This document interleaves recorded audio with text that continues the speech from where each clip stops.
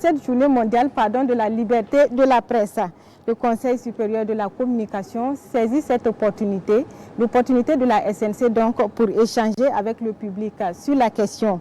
Il ressort de la conférence publique que les médias sont un ferment de la culture, mais il appartient aux acteurs culturels de leur fournir du contenu. Le point avec Roger Kama et Sekou Zongo.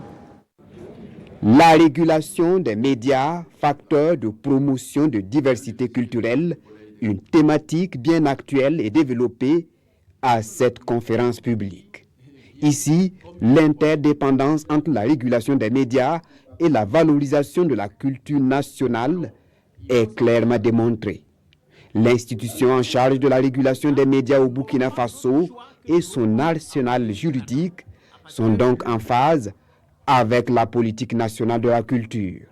La régulation des médias en général, et en particulier la régulation de la communication audiovisuelle, devrait donc permettre d'assurer le pluralisme des contenus, à travers lequel la diversité culturelle sera représentée forcément.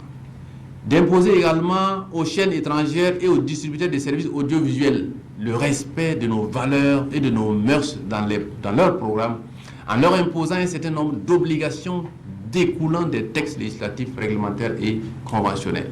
Nous devons également imposer aux éditeurs de services télévisuels de prioriser davantage dans leur programmation les productions locales d'œuvres cinématographiques et musicales locales.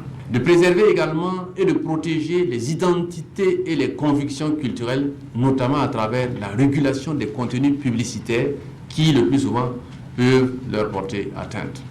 La culture nationale se trouve être mise à rude preuve avec l'ouverture aux plateformes numériques et aux réseaux sociaux. Il faut donc trouver le juste milieu pour apprendre des autres, tout en protégeant la culture nationale.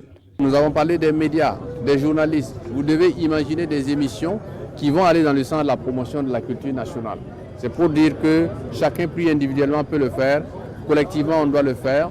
Et voilà pourquoi les occasions comme la Semaine nationale de la culture sont très opportunes pour que nous fassions rayonner notre culture en Afrique et au-delà de l'Afrique, c'est-à-dire pour le reste du monde.